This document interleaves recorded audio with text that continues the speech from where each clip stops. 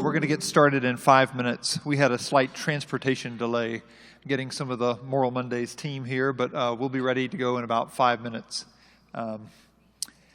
Call your friends and let them know. We'll be ready to roll here in a second.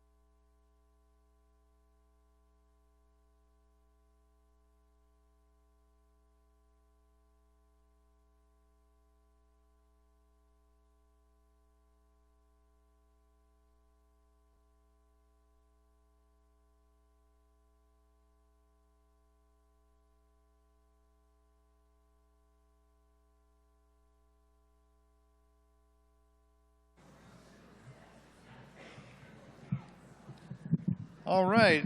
Everyone is here now, so let me say welcome to this session on the moral movement and a third reconstruction in America. The moral movement has grown out of a grassroots network in North Carolina and has spread to 14 states around the United States. And we are very grateful today to have the song leader of that movement, Miss Yara Allen, with us to get us started with some singing. So let me first invite Yara Allen to the stage to lead us in a song. Please join me in giving her a hand. You can encourage her by saying with me, "Forward together, not one step back." Good evening, everybody. It's the evening, afternoon, I'm not sure what it is. But as Jonathan said, I'm Yara Allen, and I'm with the Forward Together Moral Movement. I'm actually an organizer for the eastern part of North Carolina and an arrestee a couple of times or so. And I am really happy to be here. I am so happy. So this is Moral Monday, sort of, and we're going to do what we do in North Carolina for Moral Mondays. And the first thing we do as a group is stand together. And there's a song. This song was born in a town hall meeting as we were talking about environmental injustice. And we heard so many moving testimonies about the damage that was done because of the coal ash spills in North Carolina. And at the end of this service, the end of the town hall meeting, Reverend Barber says, "And now we'll be closed out by Yara Allen." Well, at that point, all of my songs were really upbeat and yay, yay, and I didn't know what we were going to do. And I got to the microphone and I said, well, whatever comes out, because we were all in a certain space at that time. And this is what came out. And we've been using it, and I invite you to use it however you can. The song says, it's a call and response. And I'll say, somebody's hurting my brother. And you'll say, I'm sorry, somebody's hurting my brother, and it's gone on, and you all give me back far too long. Yes, it's gone on far too long. Yes, it's gone on far too long. Somebody's hurting my brother, and it's gone on far too long. And then all together we'll say, and we won't be silent anymore. So here's the soft version, and then we're going to really kick it, okay? All right. Okay, it goes. But I always ask this first. Where are the altos? Altos. Where are the sopranos? Where are the tenors? Baritones, don't knows. And that's not fair. I saw some of the same hands go up. It's okay, though. Fall in there wherever you can. So I'll go, somebody's hurting my brother, and it's gone on far too long. Yes, it's gone on far too long. I tell you, it's gone on far too long. Oh, somebody's hurting my brother, and it's gone on far too long. And we won't be silent anymore. One more run through. Oh, somebody's hurting my brother, and it's gone on far too long. Yes, it's gone on. I tell you, it's gone on far too long. Oh, somebody's hurting my brother, and it's gone on all together, and we won't be silent anymore. Are we ready? I love that you have beautiful rhythm. I love that. Just keep it going just like that. Oh, somebody's hurting my brother, and it's gone on. Yes, it's gone on.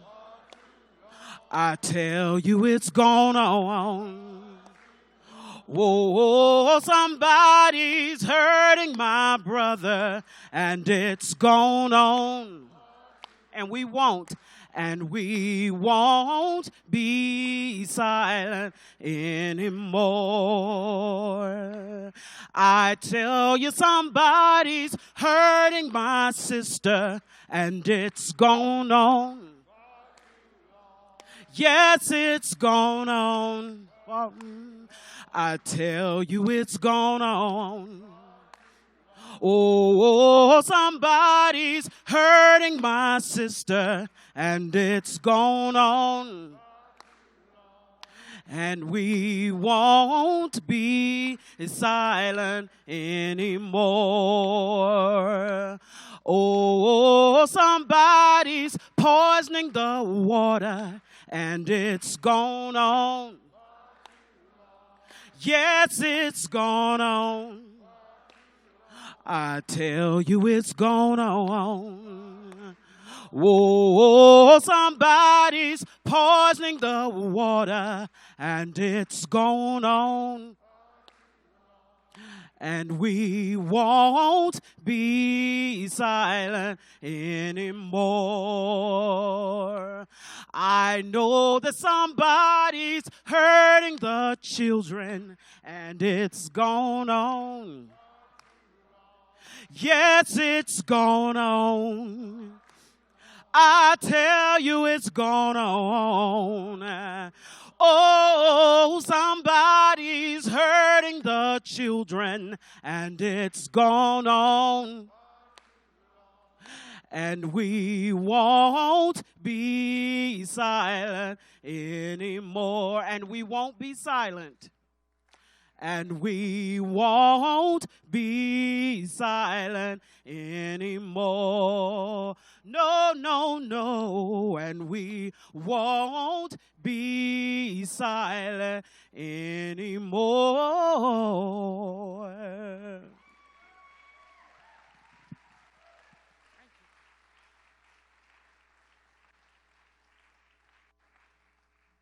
Thank you for singing with us. You may be seated.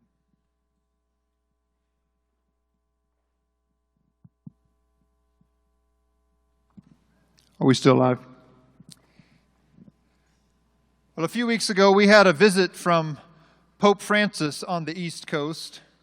Unfortunately, he couldn't stay with us to be here in Salt Lake City.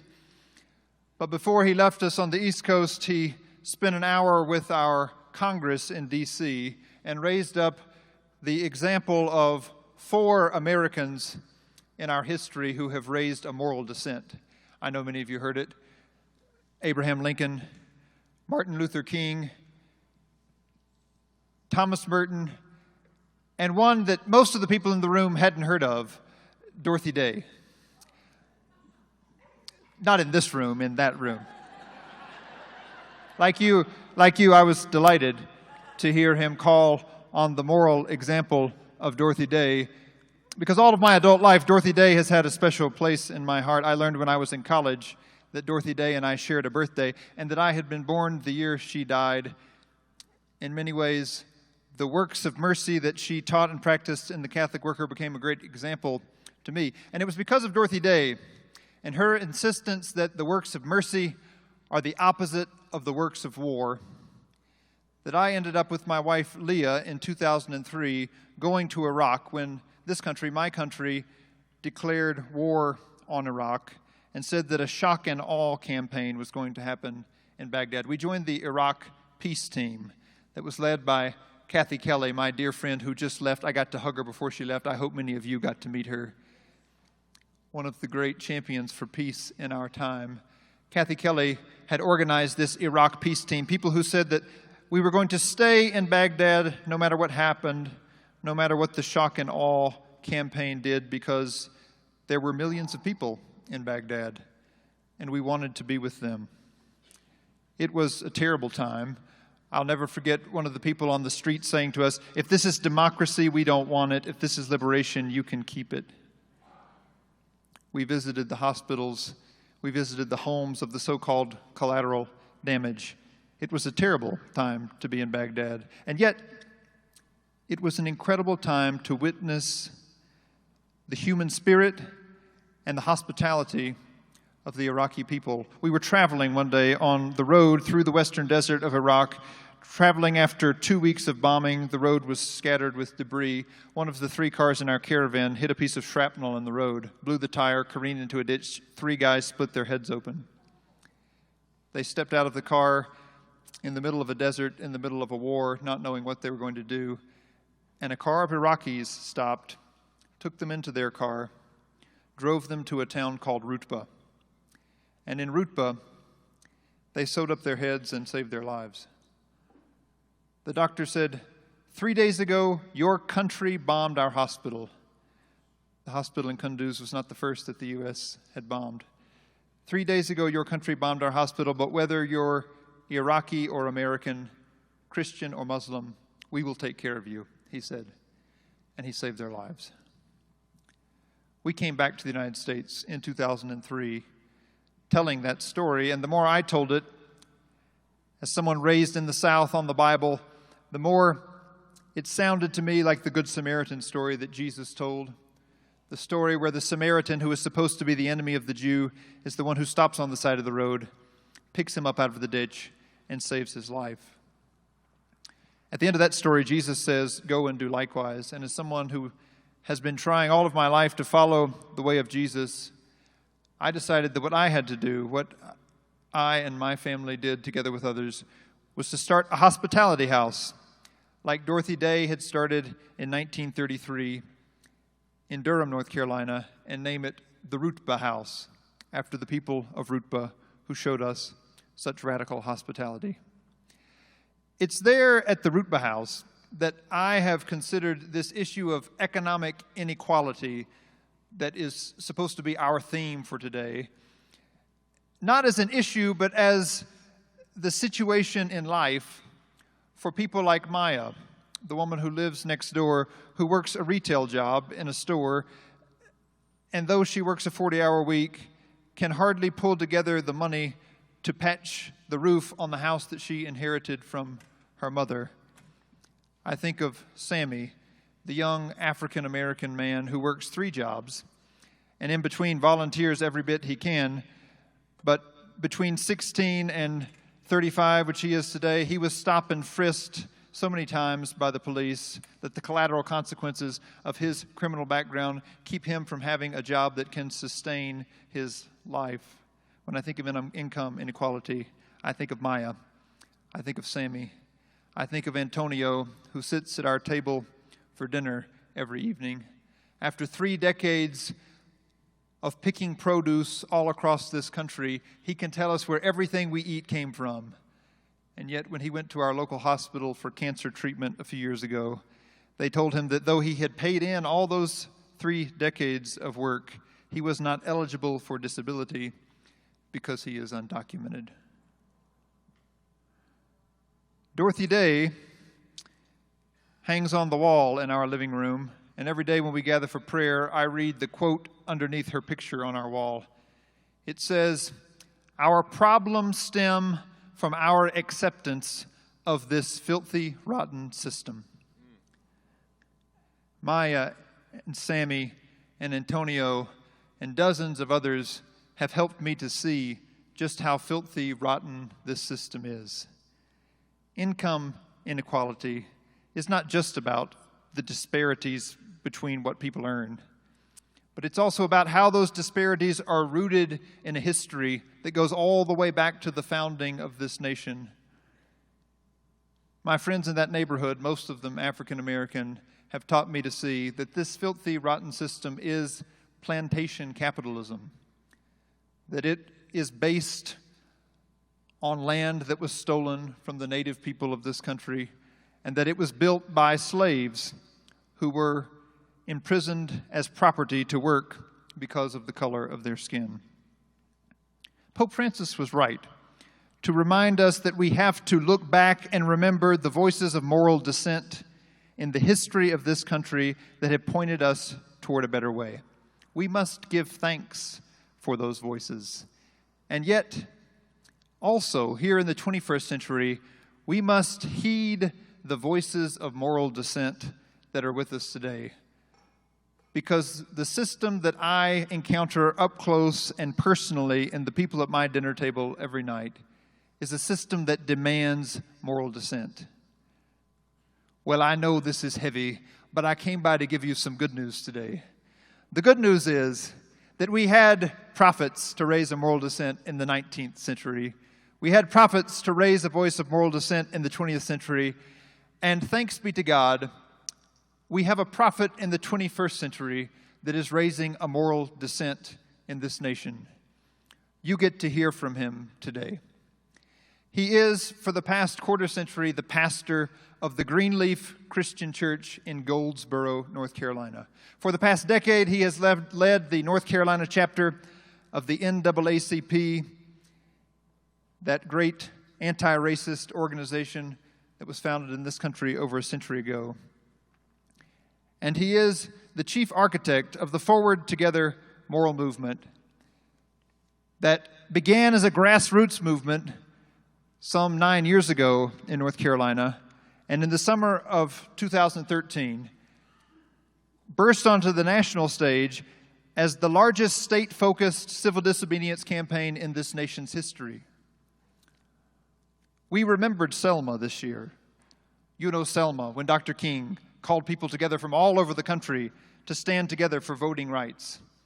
We remembered that march from Selma to Montgomery, and when they got to Montgomery, how people from all over the country came to support this grassroots movement in the South for voting rights. When they gathered at Selma and marched to Montgomery, at the high point of that march, the historians tell me that at best, there were 30,000 people there outside the state capitol. The moral movement in North Carolina last winter in 2014 marched 100,000 people on the state capitol in Raleigh. And you probably didn't hear about it because our problems stem from our acceptance of a filthy, rotten system that is also now all tied up with the corporate media. But today you get to hear from the prophet of this movement, from the voice of moral dissent that has arisen in our time, from the Reverend Dr. William J. Barber. Will you please join me in greeting him?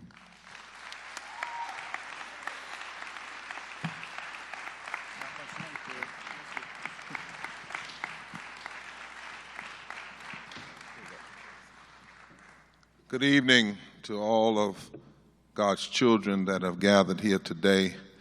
I thank God so much for being in this place. If you would allow me just a word of prayer, touch the hand of the person beside you. Gracious God, we call you by many names, but know you by one Spirit, the Spirit of love and justice and transformation and shalom and peace. We know that whenever you call men and women to dare to speak on your behalf, you take the risk of putting treasure in trash, treasure in an earthen, weak, frail, sometimes broken and faulty vessel. But you do it that the excellency of the power might be of thee and not of us. So hide us under your grace, cover us in your love, fill us with your Spirit. For we ask it in your precious name. Amen. It's good to be at the Parliament. It's good to be in Utah. And let me thank God for my hero, and who has taught me so much, Jonathan Hartgrove, who was a great voice and mind. Let's give him a hand for all of his work and his service and his tenacity in pushing us in new ways. And to Miss Yara Allen, who is the Mahalia Jackson of the Forward Together moral movement. Let's thank God for her. At some point, I'm going to stop calling her that and just say what she is. She's a theomusicologist, bridging and a cultural artist, and we thank God for her today. I bring you greetings on behalf of all of the people in the Forward Together movement, who we make it up. We're black, we're white, we're Latino, we're Asian, we're Native American, we're Democrat, we're Republican, we're independent, we're gay, we are straight, we are teachers, we are doctors, we are students, we are the unemployed, we are the sick, we are laborers, we are the rich, we are the poor, who have decided that we must go forward together and challenge the immoral realities of our current existence.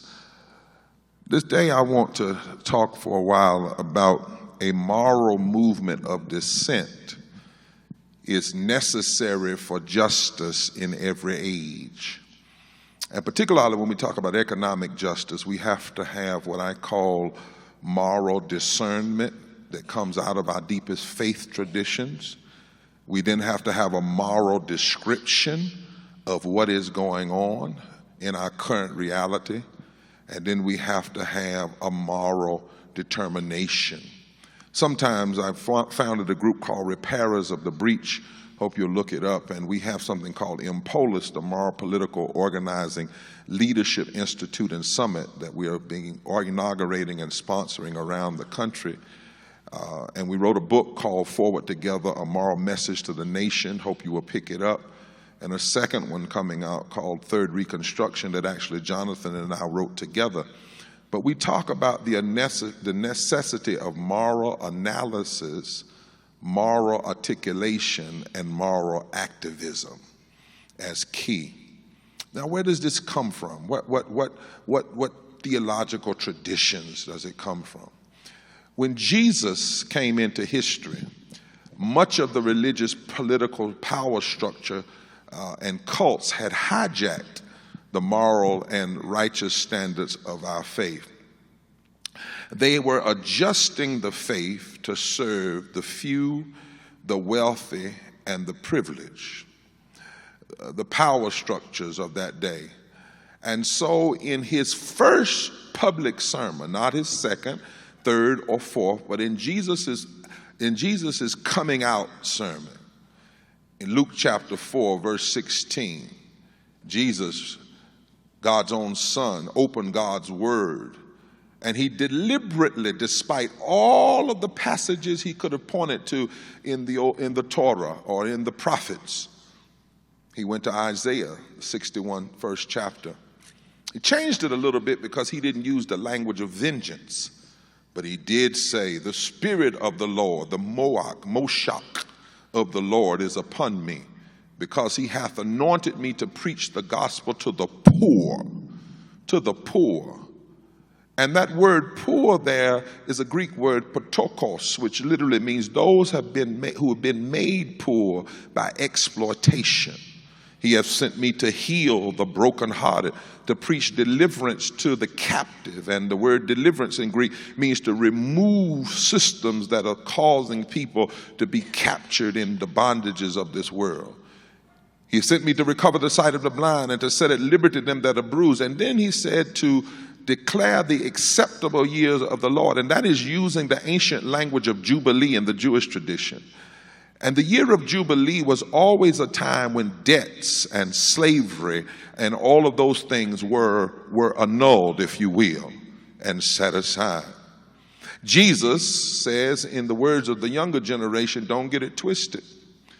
The vocation of faith, as it has always been for those whom God's called, is to engage in the work of liberation of the poor, not for the poor, but with the poor, and to be with the oppressed and with the outcast.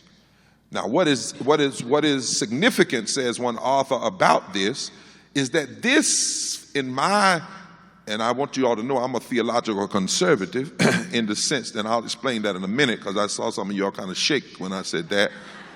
But what is significant is that Jesus lifts up standing on behalf of the poor, the patokos, as normative preaching. Not something strange, not something unorthodox, but normative. That the central focus at the heart, not the margins of the gospel, is liberation and justice. There is a pride and place in the inaugural preaching of Jesus given to the poor and others who are at risk and vulnerable within the world. Dr. James Forbes, in his book, suggests that when you see this and understand what the work of the Holy Spirit is, in his book, The Holy Spirit in Preaching, he said, the Holy Spirit does not produce people that walk around with a neon halo on top of them, suggesting that they're so much better than other people. The work of the anointing is to produce prophets who have the ability to address the death of our times. It produces prophets or prophetic faith people who will not merely serve the culture, but who will call for a counterculture in the name of faith, in the name of God. Now, Jesus said this in the midst of Roman domination. I'm from the South, so y'all talk back to me a little bit. Say Roman domination. Thank you very much. That helps. Roman domination, you remember, had pomp and power and precedent that allowed religion as long as it did not challenge the state or the state of things. The Tea Party, Roman domination. I'm sorry, wrong century. I apologize. We'll get there in a minute. Roman domination. Believe religion was all right as long as it didn't challenge Caesar. R. McCullen, in his study of the Roman culture titled Roman Social Relationships, noted this, that the aristocracy in Rome continually reminded the others of their superior position. They taught people that this is just the way it had to be. And they reminded people that they were special by their conspicuous consumption, their entourages in the city, their dress, their hairdos, their education, their titles. They insisted, because of their wealth, that the law discriminate positively in their favor. Those of the decurion, says McCullen, were exiled for capital crimes, while the other 99% of the population were crucified for capital crime, for lesser crimes. The ruling class looked down on those who earned a living by manual labor. It was then, not recently in 2000, but in the first century Judea, that the 99% was ruled over by the 1%. Cicero described the majority of Roman society as sordes urbis et fax, the filth and dregs of the city. Now, how extraordinary it must have sounded to the crowd in a Greco-Roman city that had given them the allegiance to this system for the Lucian Jesus to begin his public ministry by specifying beggars and other vulnerable groups at the bottom of the social register as the primary recipients of the gospel of God. Wow.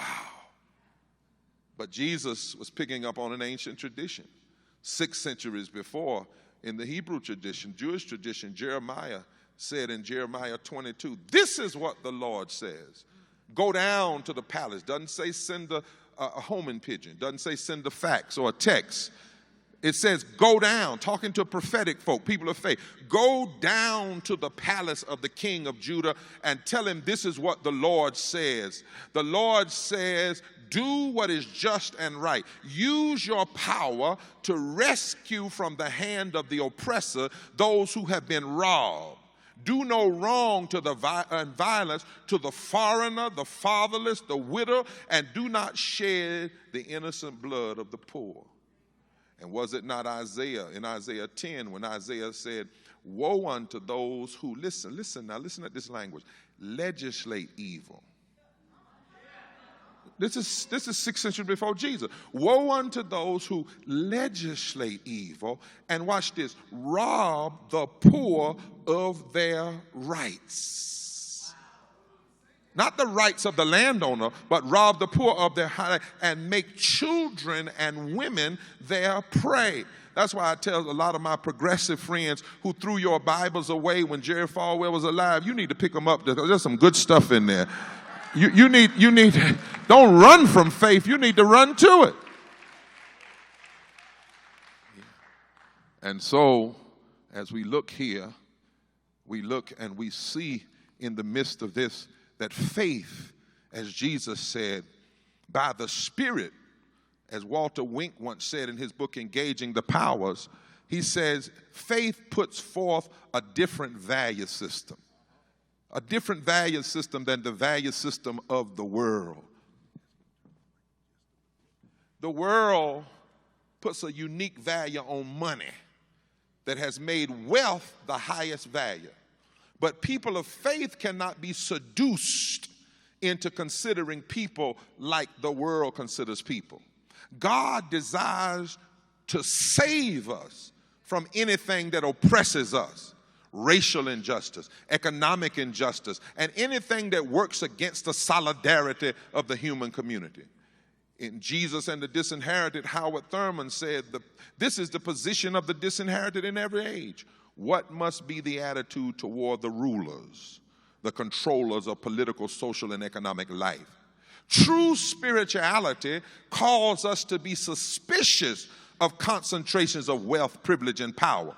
True spirituality causes us to mistrust any ideological rationalism that justifies supporting certain persons for your own benefit. We are called to be terribly sensitive to the poor, the disenfranchised, the stranger, and the outsider. In fact, my mentor from Duke University was Dr. William Turner. And he is a Pentecostal liberationist, if you will, focuses in on black evangelicalism and preaching. And he says it this way, and I love it. Nobody can phrase it better. He says, to have a God experience is to have a crisis experience of conversion. And when you have a God experience, your active orientation to life is shifted.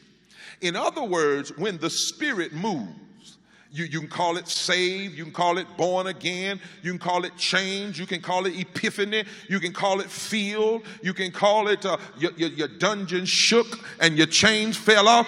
Whatever you call it, however you describe it, he says what follows is a challenge to the way things are.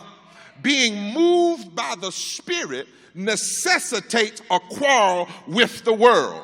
And if your religion speaks of God but defends the powerful and says nothing, and more importantly, does nothing about the social forces that ravage the lives of people, then your claim of being spirit remains terribly suspect.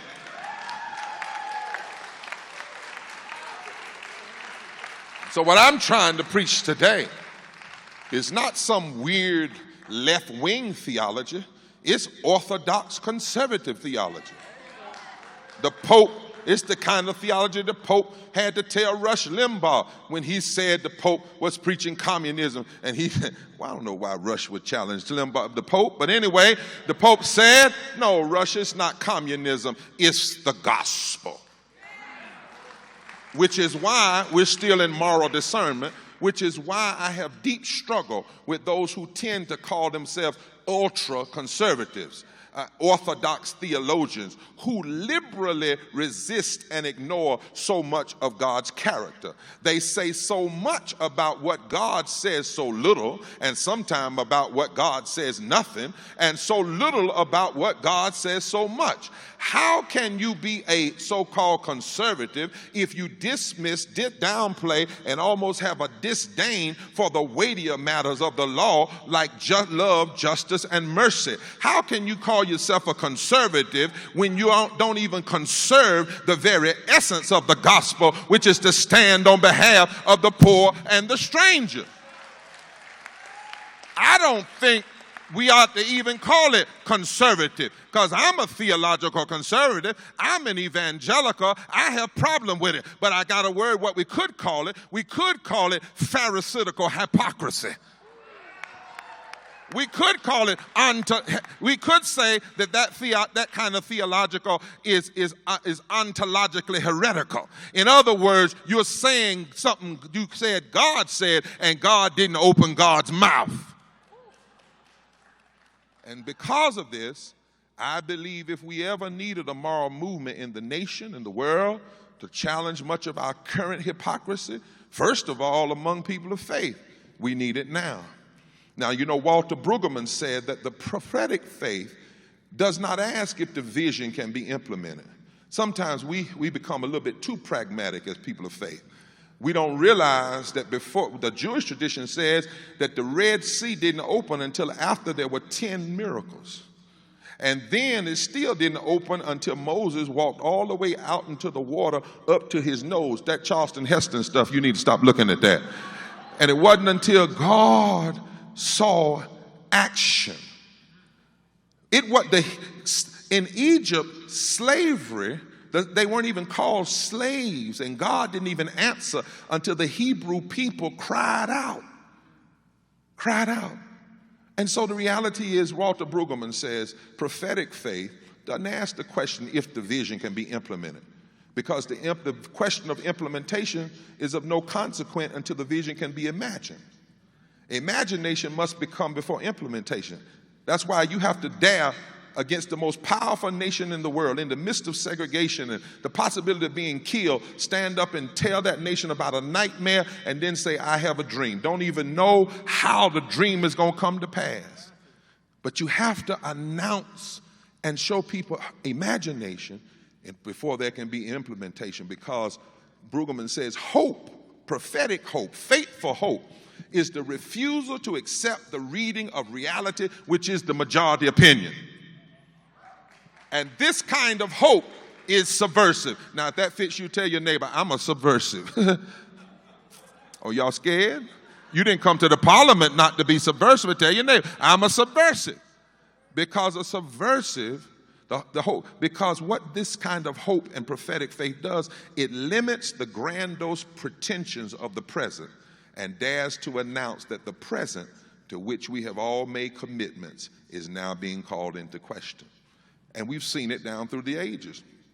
There would not have been an end to slavery without a moral movement, with people like William Lloyd Garrison, long before the Civil War, refusing to back down even when they tried to lynch him. In fact, he was put in jail, not in the South, but in Boston, when the mayor of Boston was trying to protect him as a white man from being lynched by a race mob in Boston, not Mississippi, Boston. And on his jail cell wall, he said, William Lloyd Garrison, 1835, was put into this cell to save him from the violence of a respectable and influential mob who sought to destroy him for preaching the abominable and dangerous doctrine that all men are created equal. That's moral dissent. Henry David Thoreau, in his book Civil Disobedience, somebody asked him, would he repent of how he was challenging the nation? He said, the only thing I'm going to repent of is my good behavior in the face of so much injustice, and for not asking the question, what demons possess me to be quiet so long? Frederick Douglass, way before the beginning of the Civil War and the end of slavery, said, let me give you a word of philosophy, because the abolitionists were getting tired. The Dred Scott decision had come down. It looked like they were going to lose. And Frederick Douglass said, let me tell you something. The whole history of progress of human liberty shows us that all concessions yet made to her august claims have been born of earnest struggle. Power concedes nothing without a demand. It never has and it never will. Find out what any people will quietly submit to, and you have found out the exact measure of injustice and wrong that you can impose upon them. In 1896, United States Supreme Court Justice John Harlan, who was a person of faith, was the lone dissent when the Supreme Court made separate but equal the law of the land. He had also been the lone dissenter when the Supreme Court overturned the Civil Rights Act of 1875 and 1883. He was a man of faith. He stood up and said, you're wrong. He said, there's no caste system, no matter what you vote here today. The Constitution is colorblind. God is colorblind. And you know this.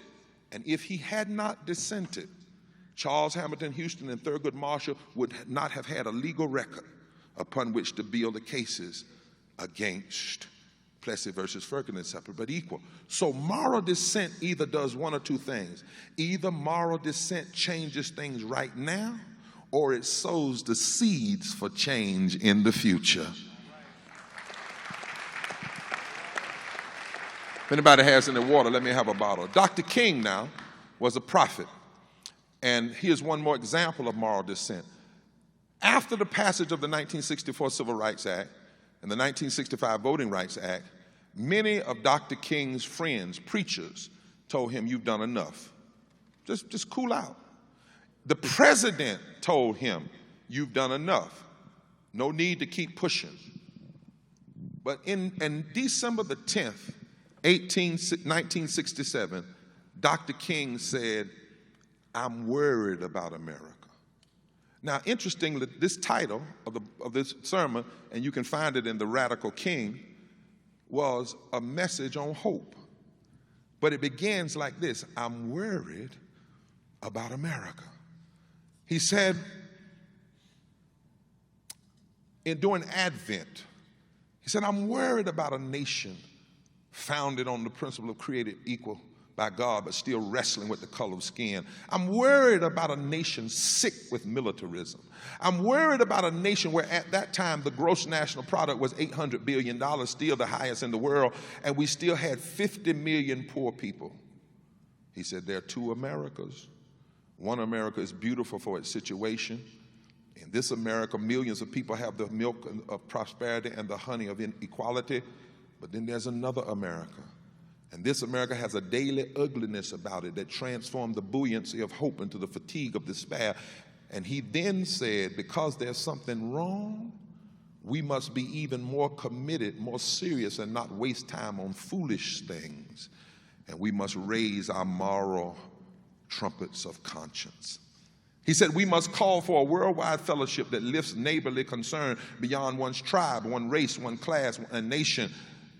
He says we need an all-embracing and unconditional love for all men. And then, as though he was at the Parliament religion, he said the Hindu, Muslim, Christian, Jewish, Buddhist belief about ultimate reality that is beautifully summed up in the first epistle of St. John: love one another, for love is of God. It is this hope, this reality, that we must go out and recapture the revolutionary spirit and go out into sometimes hostile world, declaring eternal hostility to poverty, racism, and militarism. And then he said to America, America, like the rich man who would not feed Lazarus, you too will go to hell if you do not use your resources to address the ugly reality of the poor. And then he announced the initial strategies that would lead him to the Poor People's March, and he was killed less than 5 months later. But he understood that there must always be an eternal hostility, a righteous indignation, a moral dissent to poverty and racism and militarism. Well, my friends, everywhere now there are signs that we need a deep, structured, substantive, prophetic moral movement in America, in our world. That's what it took to overcome slavery. That's what it took to birth the first Reconstruction that was then deconstructed in the late 1800s. That's what it took to push Theodore Roosevelt even in 1912 to talk about moral things like health care and minimum wages. That's what it took for Franklin Delano Roosevelt to stand up against the powers of his day. That's what it took for the Civil Rights Movement, the Second Reconstruction, that was derailed by the Southern strategy when Richard Nixon and his campaign strategist said, we can turn this moral movement around, but we got to pit people against one another, particularly in the South. And we've got to use coded language because we can't use race language anymore. So we got to talk about tax cuts, law and order, entitlements, and use those as code words to keep black and white and brown people separated so that they won't unify in a great moral calling to continue to transform America until we become a more perfect union. But now, my brothers and sisters, we need, if you will, a third awakening in America. We need a third Reconstruction.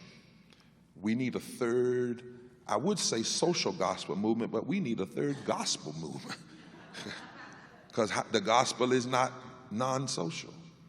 Across our nation, across our world, these are tough times. Driven by the false worship of market morality, we have seen an implosion of our economy, the worst that we've seen since the Great Depression. There are some who want us to have pity on billionaires. They want us to inflict more pain on the poor. We have politicians who claim they're being faithful, claim that on the one hand, and then claim that safety net programs provide a hammock for the poor, and suggest that poverty is some kind of glorified vacation. Never before in history has so much money been spent to resist the struggle for equality. It's lewd and it's pornographic. We need a deep, structured, sustained, prophetic moral movement. These are troubling times. Corporations are treated like people. People are treated like things. Some members of the Supreme Court have become the legal enablers of those who would conspire to buy our democracy. You want to talk about, they want to talk about marriage and the marriage amendment. I want to talk about marriage too. I want to talk about who are the Supreme Court members married to? What corporation are they married to? More important, maybe it's not even marriage. Maybe it's just the illicit sex that they have in the back rooms of boardrooms that produce the illegitimate policies that create so much discrimination in our society right now. That's the marriage I'm concerned about.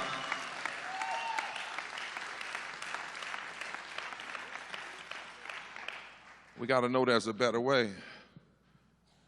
We are in a serious moral crisis when politicians continue to welcome clergy when they talk about abortion, prayer in the school, and against homosexuality. But when they speak out on poverty and unchecked capitalism and labor rights and health care and criminal justice reform and climate control and raising wages, they are told to be quiet.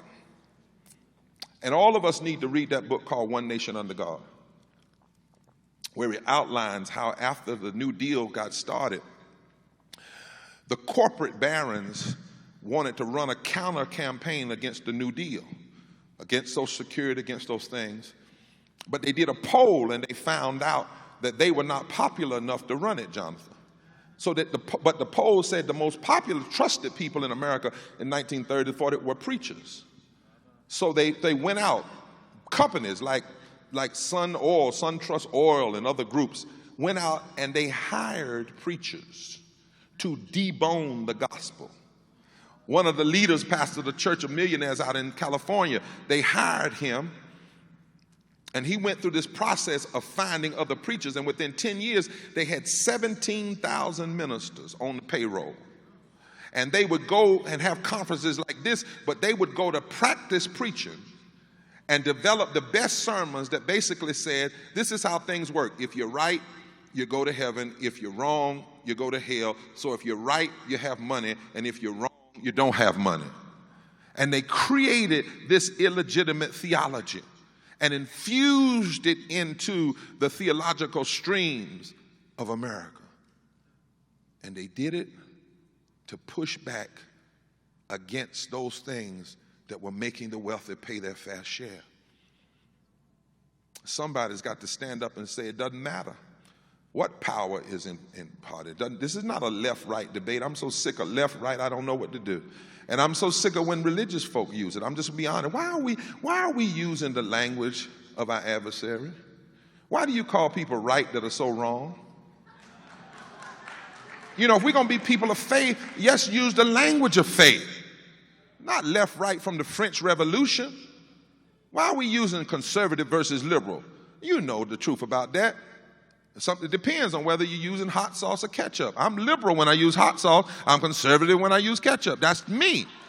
Why don't we start talking about what's immoral and what's wrong and what's counter our deepest faith traditions? Some things, my friends, are not a left-right decision.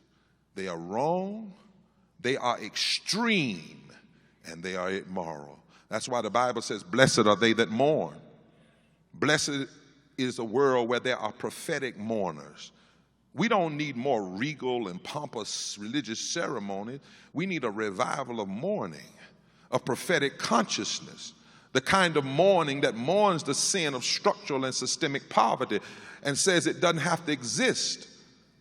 Mourning, because only those who mourn right will be comforted. That's what the Pope is really doing. He's mourning in public. He's taking his prayers in the back room into the public space. Listen at him mourn. The times talk to us of so much poverty in the world. This is the Pope, and this is a scandal. Poverty in the world is a scandal. That's the language we need to talk about. Not left, right. It's a scandal in a world where there's so much wealth and so many resources to feed everyone, it is unfathomable that there are so many hungry children, that there are so many children without an education and so many poor. Poverty today is not a left issue, says the Pope, or a right issue. Poverty today is a cry. And especially in America, it's a scandal because we are the wealthiest nation in the world and we claim to be such a leader. It's a scandal. Over 4.5% of the United States deaths last year were found attributable to poverty. It's a national and moral disgrace, not a left or right issue, not a conservative or liberal. It's a moral disgrace that there are 14.7 million poor children, 6.5 million extremely poor children in the United States, in the world's largest economy. And it's also unnecessary, says Mary Wright Edelman. Every other American baby is non-white, and 1 in 2 black babies is poor 150 years after slavery was legally abolished. That's a moral scandal. And especially when you know if we just took 2% of our national budget and put it in fully funded programs that are proven to work, that worked during the war on poverty, which was the war that not that we won, but that we left the field on. With just 2% of our federal budget, we could bring 60% of children out of poverty tomorrow. That necessitates a moral cry. The South, where I come from, is the native home of poverty, where we have more poor people and more political leaders that are utterly untroubled by it. The overwhelming majority of poor counties and poor districts are in so-called red states. 10 of the country's poorest 12 states are in the South.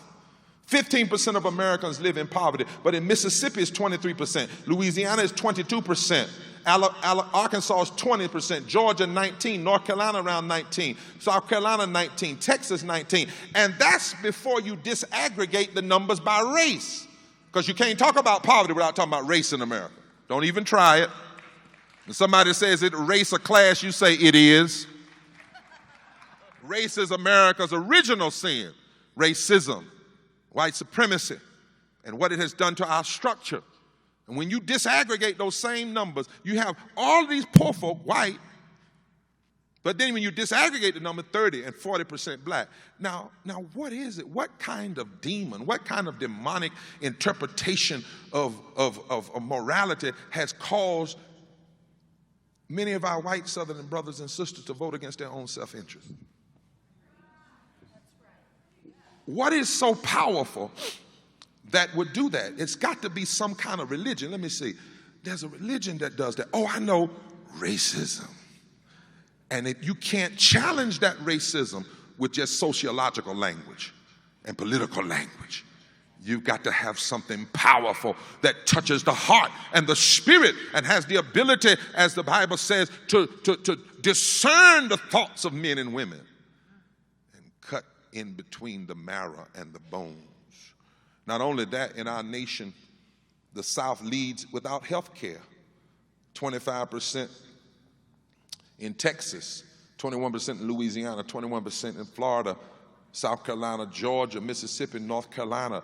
And oddly, the southern states are all opposing Medicaid expansion. 8 million people are being left without health care. And somewhere in the neighborhood of 30,000 people are dying every year because politicians don't like a black man in a White House. And they would be willing to allow people with the same skin color to die rather than say that one program that's not even the full program that most of us wanted, because we all wanted single payer. We just want everybody to have health care. But, because when you follow Jesus, it's kind of hard to be against health care since everywhere he went, he set up free health clinics. I mean, it's kind of hard. Nobel Peace Prize economist Joseph Stiglitz talks about the cost or the price of inequality. And in his book, he talks about how 400 of the wealthiest Americans took home an hourly wage of $97,000 an hour in 2009. It's gone up since then. $97,000 an hour, while they say that people don't deserve a minimum wage increase. They don't deserve 15. And you do know that part of the resistance to raise up 15 is race too. Because in predominantly white countries like Denmark, when they flip, and other places where they flip burger, they're getting paid $20 an hour. But over here, where you have a large number of minorities and others, there's such a resistance. While the wealthiest, 400 of the wealthiest families bring home $97,000 an hour. An hour. An hour. And then my daughter's just finished public health in Harvard, and she turned me on to a study from Columbia University called the Mailman School of Public Health. And they actually did a study on poverty. Listen what they found. They found this, that low levels of education, we're doing the moral description now. Low levels of education, poor social support, and other social factors contribute to as many deaths in the US of A as heart attacks, strokes, and lung cancer. Understand what this study is saying? It is saying that more people die from poverty and the lack of education than they do from heart attacks, strokes, or cancer. Or those factors cause people to have more heart attacks, strokes, and cancer. The study said that 245,000 people died in the United States, 250,000 people, in the year 2000. It's gone up since then. And their deaths could be attributable to low levels of education. 176,000 died due to racial segregation. 162,000 died to low social support. And 120,000 died to income inequality. And then we look at the world. Nearly 1/2 of the world's population, more than 3 billion people, live on less than $2.50 a day. More than 1.3 billion live in extreme poverty. 1.1 billion children live in poverty. 22,000 children die each day. It's a cry. It's not a liberal issue or conservative issue, a left issue or right issue. You remember what Coretta Scott King, when they asked her about violence, they said, since your husband was killed, tell us about violence. Coretta said, yes, my husband was killed, but violence is far deeper. She says, we ought to use the language of violence to describe a lot of things. In fact, it's better language than left and right. It's better language than conservative and liberal, because when you use that language, you automatically isolate some people.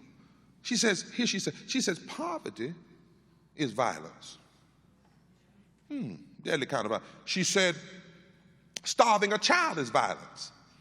Suppressing a culture is violence. Neglecting school children is violence. Discrimination against working men and women is violence. Ghetto housing is violence. Ignoring medical needs is violence. Contempt for equality is violence. And then she said, even a lack of willpower to try to do anything about it is an ugly form of violence. What if we started asking politicians, not are you a conservative, are you a Democrat or a Republican or a liberal or a left or right? Are you on the side of violence?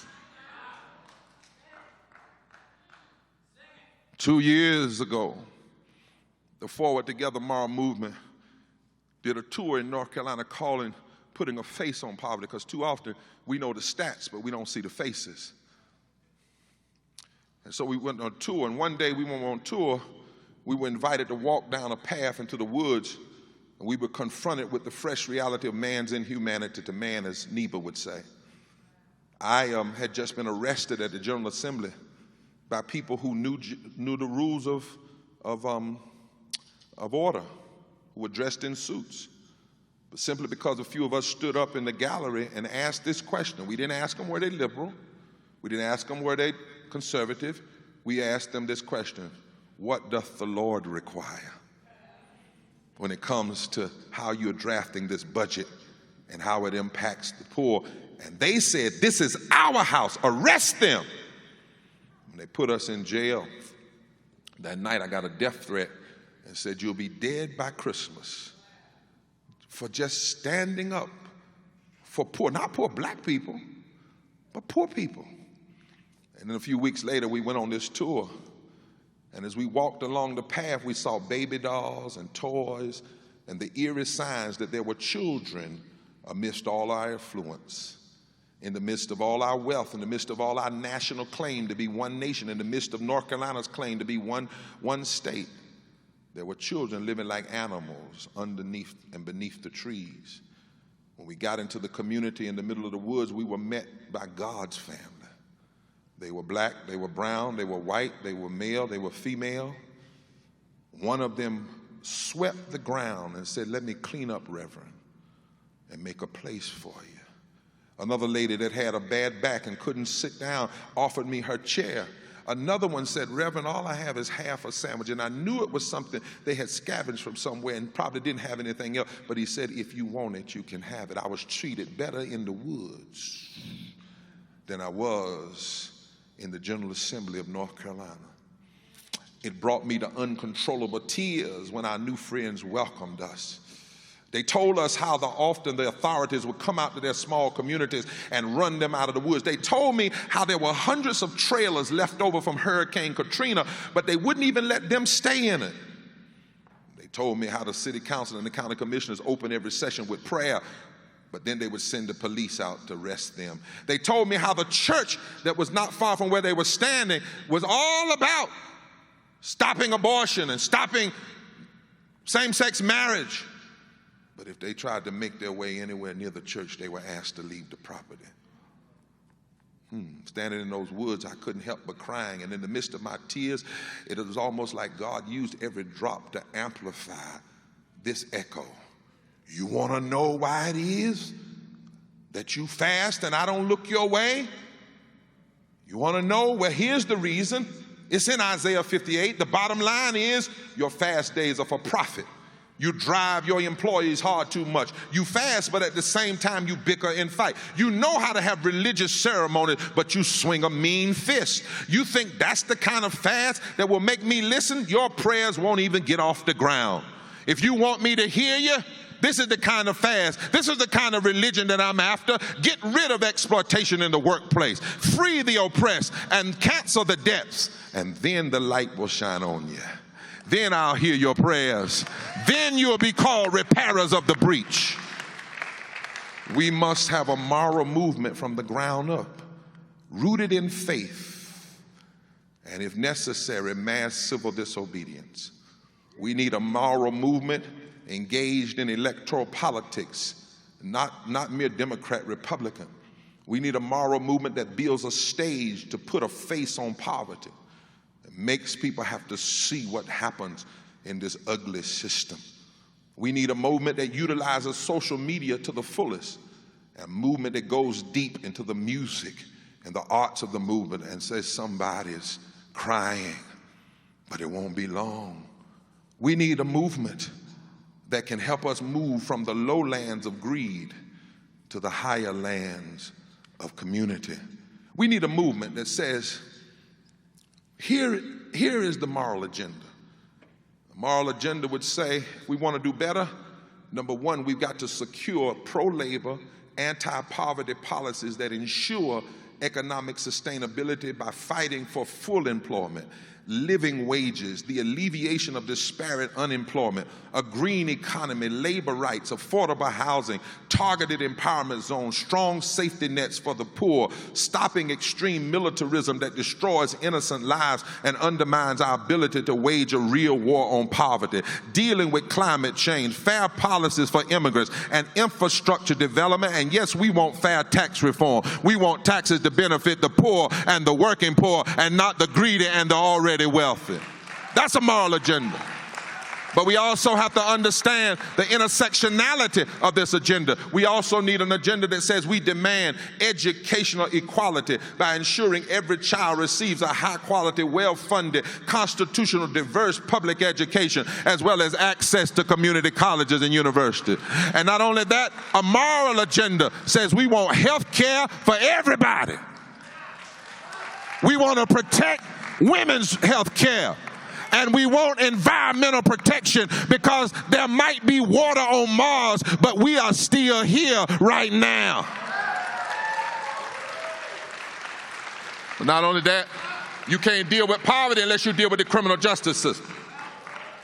So we want fairness in the criminal justice system, and we must address the continuing inequalities in the system that affects black, brown, and poor white people. And then number 5, we must protect and expand voting rights. We cannot allow the corporations to buy this country.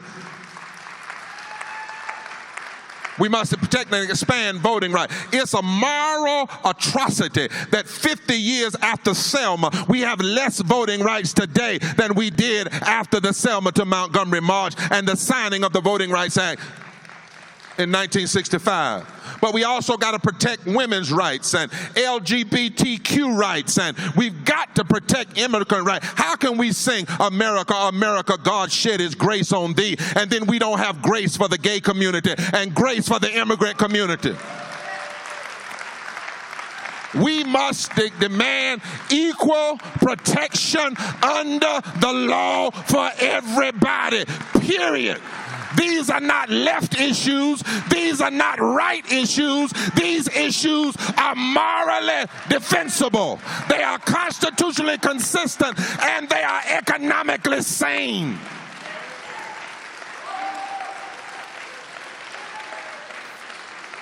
We can do this, but it's going to take you a revolution of moral movement. If we see the poor as our brothers and sisters, if we stop treating corporations like people and people like things, if we focus more on ending poverty than ending welfare and social safety nets, if we move beyond the politics of lust to the politics of love, we can do it. We need to say, as people of faith, we believe in politics. Yes, we do. But it's the politics of God, the politics of Jesus, the politics of Isaiah and Jeremiah, the politics of the deepest values of Islam that call for us to care for the poor. We believe in the politics of the beloved community, the politics of hope, the politics of mercy. We believe that the poor should not be unjustly treated. We believe that political power should not be used to deny and suppress people. We believe that political power should not be used to scapegoat the immigrants, especially Donald Trump when you were an immigrant. And if the laws that you want on the books were here back then, your own grandmama couldn't have got in the country. I'm sorry, I just needed to say that. No, we believe in a moral vision. A movement of moral dissent is a necessity. Somebody say now. And we need an indigenously homegrown, state-based, state government-focused, deeply moral, deeply constitutional, anti-racist, anti-poverty, pro-justice, pro-labor, transformative fusion movement, intersexual, that understands all of our issues connect. You see, here's the deal. If the same people that are fighting the LGBT community are fighting raising the living wage, and the same people fighting against living wage are fighting against voting rights, and the same people fighting against voting rights are fighting women's rights, and the same people fighting against women's rights are fighting public education, and the same people fighting against public education are fighting against health care, and the same people fighting against health care are fighting against criminal justice reform. If they are cynical enough to be together, we ought to be faithful enough to come together. That's my point. That's my point. For a 3-strand braid is not easily broken, where 2 or 3 gather in my name. When they all were on one accord in the upper room, then the Spirit fell. It's our time, as Walter Brueggemann said, to restore prophetic hope. And if we will be great in the things of God, if we follow God's values, we can do it. We can build global technologies and use targeted economic infrastructure investment and total access to education and job creation and a green economy to deal with the ugly realities of poverty. We can do it. We can go to higher ground. We can go to higher ground where the sick have good health care and the environment is protected and our injustices of our judicial systems have been made just. We can go to higher ground. The question is now, really, it's not about what they think. It's, do we as people of faith still think we are grasshoppers in the midst of giants? Have we allowed the demons to depress us rather than to inspire us. Because I have a strange feeling that if the forces of extremism have to fight us this hard, they must know how powerful we are. But the question is, do we know? Do we know that Goliath can fall? Do we know that Nebuchadnezzar doesn't have to have the last word? Do we know that you might have a bad Friday, crucified on Friday, broken on Friday, might get dark on Friday, but if you don't give up who you are, and if you hang in there, there's a resurrection Sunday morning coming. That's the question. Ask your neighbor, say, neighbor, do you still believe in God's vision? That's the question that Harriet Tubman asked Frederick Douglass when he got depressed in about 1860 one day. And he had to do a speech, kind of like this speech that I'm doing today. And he was in the room at the corner, all head down, hurting, depressed. Harriet Tubman walks in from the back of the room, sees her good friend over there bowed down and broken because of all the struggle. And she simply hollers from the back of the room, Frederick! Is God dead? And in my Pentecostal tradition, we used to say, is God dead? And somebody would answer, no, he's yet alive. And if God is yet alive, then there must be a group of people who want higher ground. Somebody who understands that hope is better than despair and community is better than division, that God wants everybody, red, yellow, black, and white, to be taken care of. As I close, my son is an environmental physicist, first in his school. Tells me things sometimes. One day he said, Daddy, darkness is not real. I said, boy, go somewhere with that crazy stuff. He said, Daddy, darkness is not real. I said, watch this. I cut all the lights off. I said, now is that real enough for you? He said, Daddy, you don't get the point. You need to grow a little bit, Daddy. You need to learn some things. You don't know everything. He said, darkness is not real. Darkness is only the absence of light. He said, that's why you can't make a light bulb that shines darkness. Because darkness is not real. And that's why any darkness has to run in the presence of light. You know I preach that, don't you? I preached that one Sunday when the Bible says, and God said, let there be light. And then he said, Jesus is the light of the world. But then one day he said, Daddy, if you ever get lost out in the mountainous terrain, he must have known I was coming to Utah at some point. He said, if you happen to go out and you get lost and you've got to walk to find your way back home, he says, don't walk out through the bottom of the mountain, through the valley. He said, because snakes live in the valley. He said, it's going to seem hard, but climb up the mountain a ways first and then walk. I said, well, why would I do that? Why would I waste my energy? He said, Daddy, snakes live in the valley. But if you go up the mountain a little ways, you will come to a point called the snake line. And if you get above the snake line, snakes can't live because they're cold-blooded and they die at high altitude. If you can just get above the snake line, you can make it. Say, you might be hard to get there, but once you get there, you can make your way to higher ground and make your way home. I stopped by to tell you all there's some snakes loose. There's some snakes loose in America. There's some snake loose in the world. Those that would hurt the poor, there's some snake loose. There's some that want to keep people down and press them forever. There's an oligarchy that wants to pit us one against another. There's some snakes that are loose. But we need a movement that knows how to get above the snake line. That left-right debate, that's below the snake line. That conservative versus liberal, that's their plan. That's below the snake line. But if we can make our way You know what's above the snake line, don't you? One nation under God, indivisible, with liberty and justice for all. That's above the snake line. Believing that everybody can be lifted. That's above the snake line. You know what's above the snake line? It's some higher ground. Living wages, that's above the snake line. Taking care of the poor, that's above the snake line. Going and believing that we can make a difference, that's above the snake line. And we need a people of faith that know how to get this nation above the snake line. We are still the light of the world. We are still the salt of the world. We've got to make our way to higher ground. No matter which governor is in office, no matter who is in the presidency, no matter what the Congress does, no matter what the extremists say, we who believe in higher ground, we who believe in moral dissent have to say, you don't have enough political power to vote us away.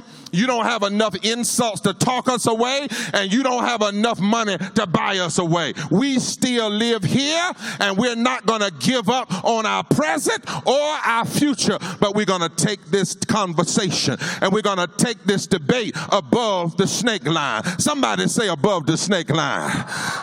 Touch your neighbor and say, neighbor, when we leave the parliament of religion, we've got to go back home and work to get this nation above the snake line. How many of you believe our politics can be rescued?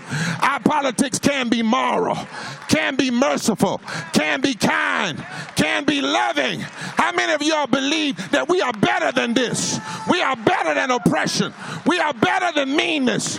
We are better than domination. Yes, we are. And I want you to know, I'm not preaching hypothetical. I want you to know that that's what happened down in North Carolina. We tried preaching in the public square.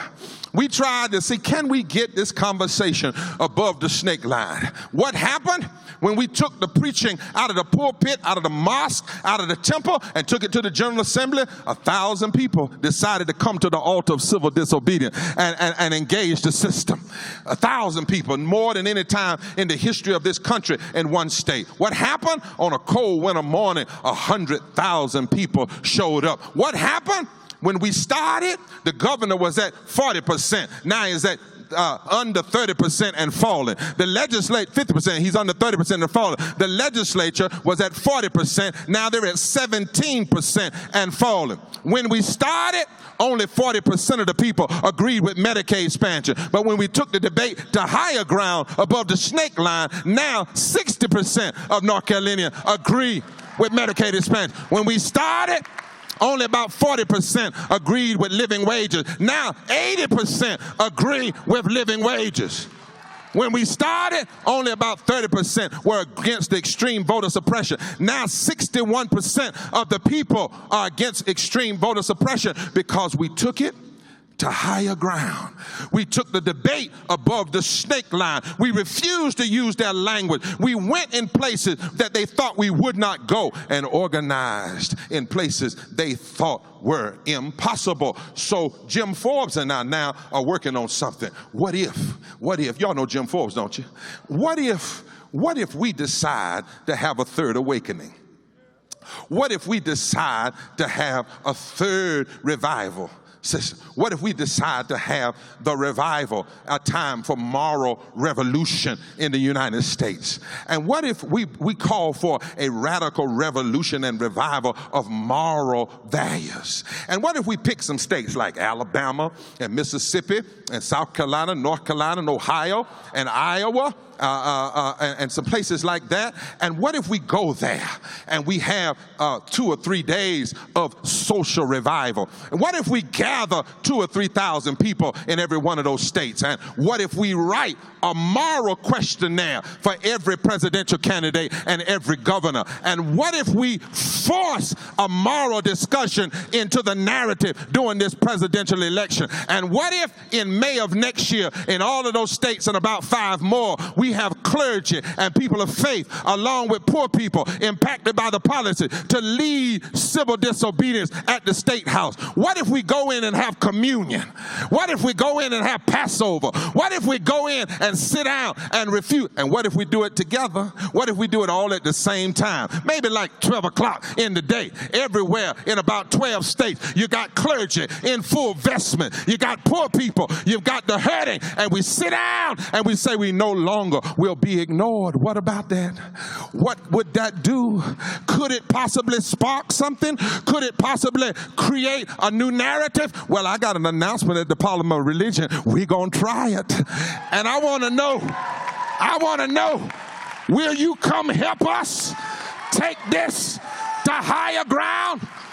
Because when I'm in the spirit, even when I'm around oppression, I can still go to higher ground because I go in the spirit.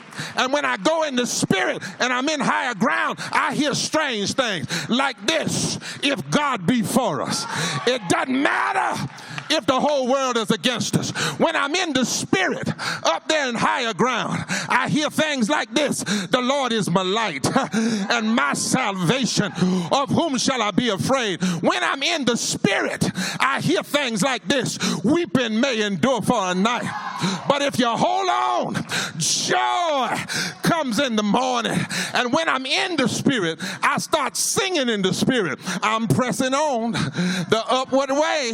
New heights I'm gaining every day. Still praying as I'm onward bound. Lord, plant my feet on higher ground. Lord, lift us up and let us stand by faith on heaven's tableland, a higher plane than I have found. Lord, plant our feet on higher ground. Lord, plant America on higher ground. Lord, plant our world on higher ground. Lord, plant our faith on higher ground. Lord, plant our politics on higher ground. Lord, bring a moral movement on higher, higher, higher, higher, higher, higher, higher ground.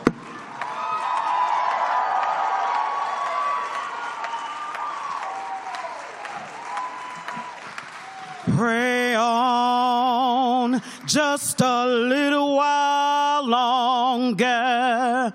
Pray on just a little while longer. Oh, pray on just a little while longer.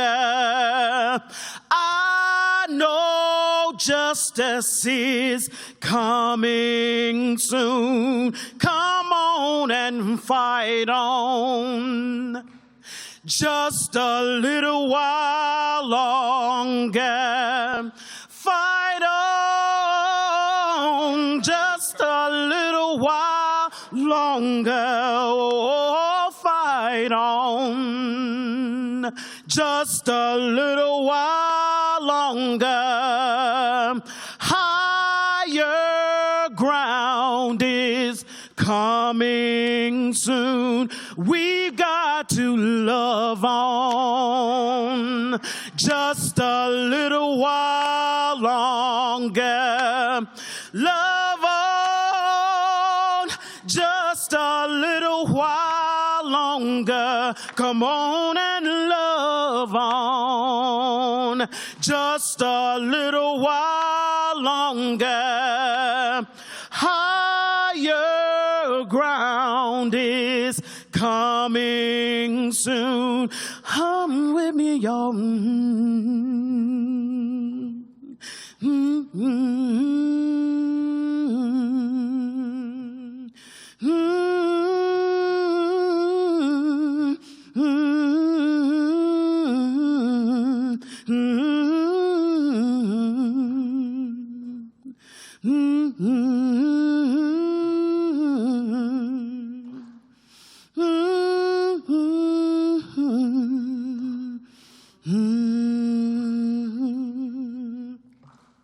Pray on just a little while longer. We're going to do a little something different. Pray on. We're going to do a little altar call.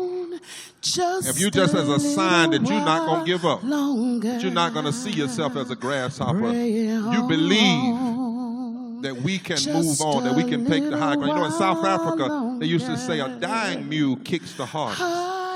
And some of this stuff that we're seeing is kicking hard because it knows that it's losing. This oppression, this hurt. So if you want to say, I want to be a part of this generation, God, I'm glad I'm alive right now. Whatever God you call on, whatever name.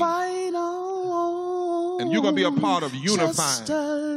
In a few weeks, we're going to have a little website up called Repairers of the Breach. I want you to go to it. And later it's going to have something about the revival. And we're going to need all of you in all of these states. Iowa, we're coming there. Because it's time for us to have the Parliament of Religion in the public square. In the public square. Right in the places of power. Jeremiah said, don't send them a text. Don't send them an email. Don't just write a letter. Go down. Go down. When Jesus said the Spirit of the Lord is upon me, he was in the place of power. He wasn't outside of it. In fact, the Bible said that day they tried to kill him. But God took care of him. If we're concerned about poverty and health care, it's going to require a sacrifice. It's going to require bodily presence. Do you know what would happen if 1,000 people were in jail in 10 states all at one time? In the states that had the worst record on poverty, the worst record on living wages, the worst record on voting rights. It's just 10 states out of the 50. You know how that would shift? We can't allow these debates to go on and they're still talking about the working poor and the middle class. Some people are poor. They're not working poor. Jobs have been snatched from them. They didn't go into a depression. They never came out of one. And that has to be a different language. In essence, we've got to speak in tongues. And then we've got to interpret the tongues. Because the language of our current political season has gotten us all trapped and isolated into corners. But if we use moral and we start talking about what's morally defensible, what's constitutionally consistent, and what makes economic sanity, we, the people of faith that God has left here, we can make some waves. We can shake the foundation. It's been done before. It happened in slavery. It happened in abolition. It was faith that was at the undergirding the women's suffrage movement. It was the social gospelers that pushed Franklin Roosevelt. It was faith that made a former segregationist named Lyndon Baines Johnson have to move where he didn't want to run. There's still power. There's still power. But it would take more than just having conferences among ourselves. There's a whole lot of people out there. We had atheists. One lady came and wrote me a long letter. I wish I had time to read it. She said, I was an atheist. I came tomorrow Monday to curse you out.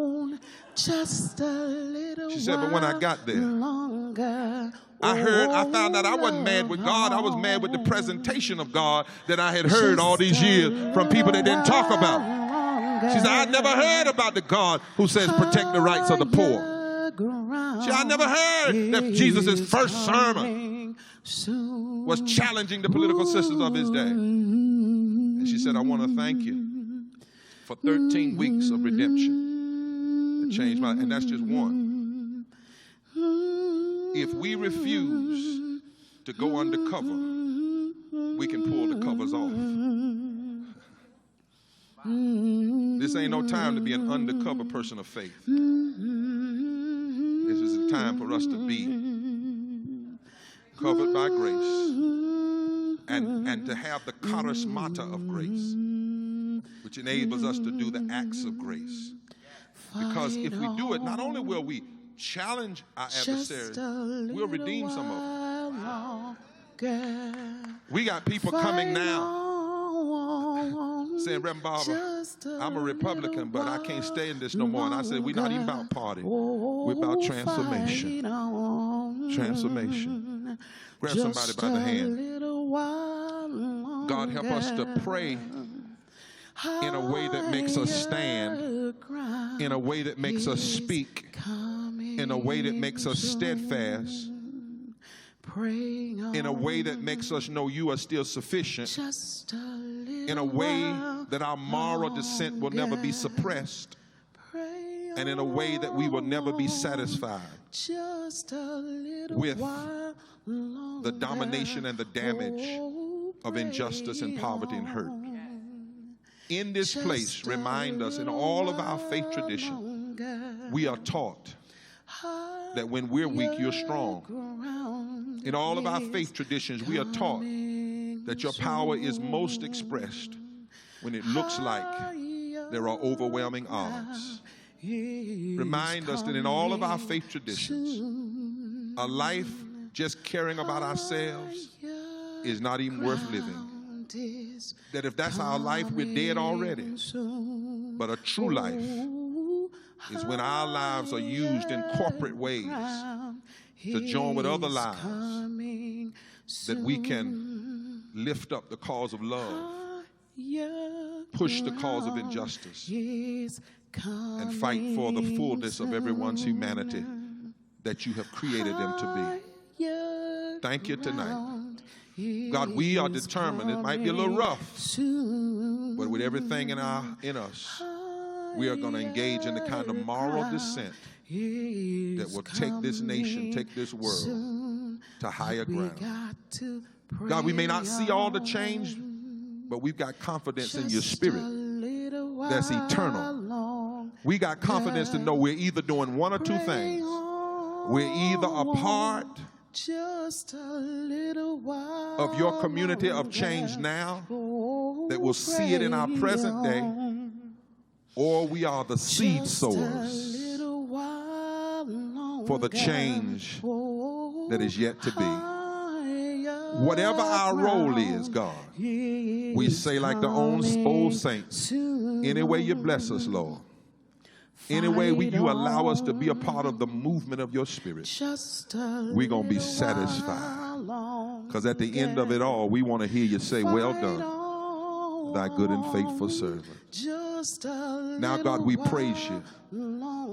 We give a hand clap of glory and thanksgiving just for being moral dissenters, for being people of faith who refuse to give up on higher ground. Amen. Grab somebody and say, we on our way. The higher ground is coming soon. Forward together. Not one step back.